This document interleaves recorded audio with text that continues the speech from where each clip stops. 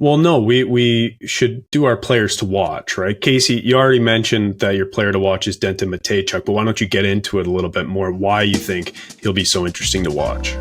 Yeah, I mean, I kind of already mentioned that his two-way game kind of leaves him out of the discussion of, leaving him out just because he's offensive, and the fact that Canada's been shifting towards a defense core recently. But his stats are ridiculous. He has 35 points in 24 games in the WHL. That's first in the league for defensemen in points per game, which included a 23-game point streak that just ended. He's been defenseman absolutely phenomenal on the back end, and in the WHL too, which is not the scoring league of the three in the CHL, especially in terms of defense. So a lot of impressive things out of him. I think Columbus got an absolute steal at 12, and that D-core is going to be so scary in the future. So I think that he's going to be our Zellweger, Byram, Drysdale, Ty Smith was a pretty good Team Canada guy. Yeah. Hopefully Mateychuk doesn't turn out like him. I mean, he had a great rookie year. Yeah, he did. Great rookie year. Yeah, he did. And then he got us John Marino. So there you go. Yeah, no, that's pretty much all I had to say. Like, he's a phenomenal two-way guy. I expect him to get the bulk of the ice time and play the quarterback power play. Mm-hmm. So he'll be the horse back there, I think, for sure. Like the guy logging, 25 plus minutes, all situations. But yeah.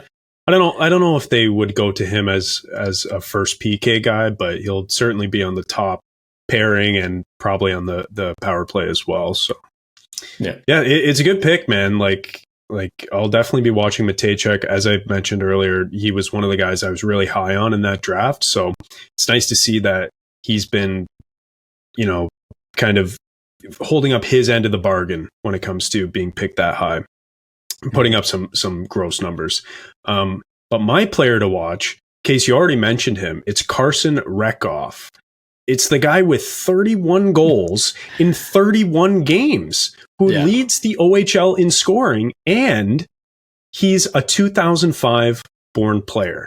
He was drafted 50th overall in the second round in the most recent draft, 2023, and he's putting up numbers as if he's a grizzled veteran in the OHL. Like he's got the league figured out.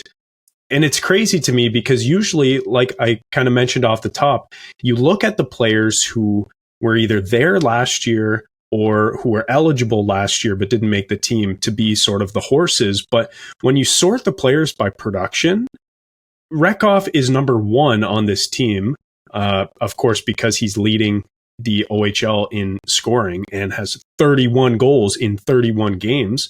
And so I think if you're the coach of Team Canada, you have no choice but to put Rekoff in every offensive situation and play him in the top six, even though he's one of the younger guys on the team.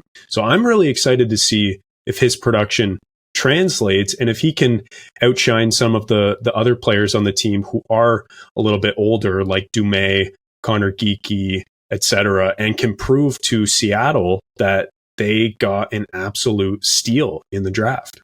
Yeah, I mean, a little foreshadowing here, but Seattle has been drafting well, and particularly in that second round. Yes. So they've got another steal here, and his projection right now, like if you look at if he played every game this year, 67 games, whatever he's on pace for, his pace of goals is going to have him as like a, kind of a record-setting year. The only guy in recent times that would be anywhere close is yours truly, JT, 1,000 points against the New York Islanders, who had 72 goals in 67 games. But Rekoff is on pace for 67 goals this year, which would have him 20th all-time in the OHL. Yeah. I mean, listen, we know that OHL scoring doesn't always translate to the NHL. There are a million other factors, and that's the reason why, a player like Jordan Dumais, who by all accounts is extremely talented, but maybe undersized or underdeveloped physically. That's why he slipped so far in the draft. So there are other factors, but you can't ignore the production of these guys in the OHL, because even if it won't translate immediately, there's something there. And the teams who draft these types of players, like if they have a good enough development system, like Seattle, I think probably does. Evidenced by the fact that they're not rushing a player like Shane Wright into the NHL before he's ready. Montreal with Slafkovsky, but it seems like, if put in the right situation, these types of players can develop. And it's just crazy to me that Rekov is the guy on the team who was picked, what did I say, 53rd overall? Let me just double 50th. check. 50th overall in 2023, and Furcus was their second round pick the year before in 2022. And he's second round picks, again foreshadowing my pick here. And he's having a great year. So yeah, I think it'll be interesting to see how Rekov does, because he is just tearing up the CHL. Before I get shit on, yeah, I know DeBrincat and Pat Kane were pretty fucking good in the OHL and scored a lot of goals. So don't yell at me in the comment section. Well, you know who scored? I'm pretty sure Nick Robertson had like 55 goals one year in the OHL. So, it doesn't always translate, but it is still very, very impressive. Yeah, 55 isn't even the top 100, but whatever. Mentioning Seattle and their drafting, I mean, they could have had three players, three draft picks of theirs on this team. Like we mentioned, Rekop, you've been talking about, Furcus, who's been tearing it up in junior, Ty Nelson, a defenseman, a third-round pick in this past draft, was also a cut from this Canada team. So yes, Ron Francis and company are doing it right in Seattle, and I think that those two picks, Mateychuk and Rekop, are great picks for players to watch. Guys, shocker.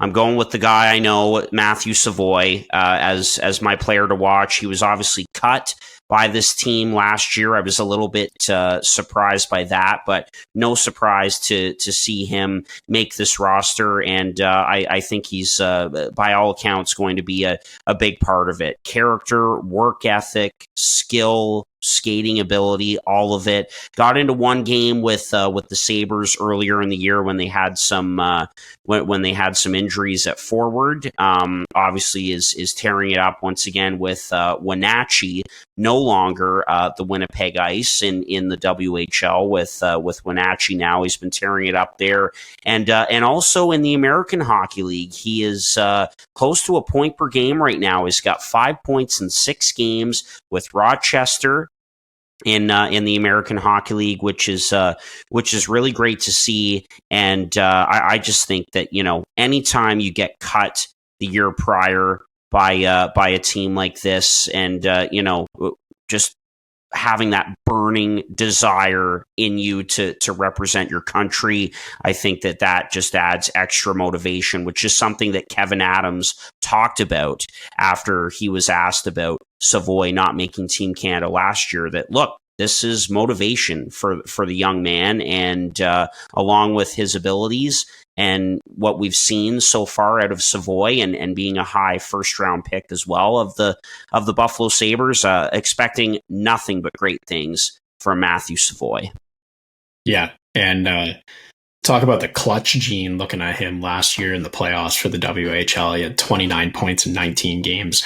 So hopefully he can bring some of that into Team Canada, where we expect him to be the top line center. I think that's the consensus going into this. So he's going to be very important to this team, and yeah, hopefully he's looking to prove something, like you said, Harper. Yeah, and talk about another team who has been drafting pretty well recently. Your Buffalo Sabres, Harp. Like this guy Savoie, however you want me to say it, and they've got some other pretty damn good players in this tournament too. Yuri Kulich is a guy who we'll talk about. Noah Ostland, the list goes on for first rounders of the Sabres who are looking to kind of be the backbone of their respective teams in this tournament. So Savoie is a good pick. Looking forward to seeing what he can do. And hopefully for his sake, after getting cut last year, he can make, a pretty big impact and be that number one center. Hopefully it's not the case where, Celebrini, I know that he's sort of like the big name coming in because he's projected to go first overall, but hopefully Savoie can keep his spot on that first line and not get pushed away by the youngster. Yeah, exactly. And he's a right-handed shot as well. So depending on what they decide to do in their top six, again, I've seen projections that the first line could look like Geekie left, Celebrini in the middle with Savoy and that right shot on the right side. So we'll see how it ultimately shakes out. But yeah, I think he's going to have a pretty big impact on this team.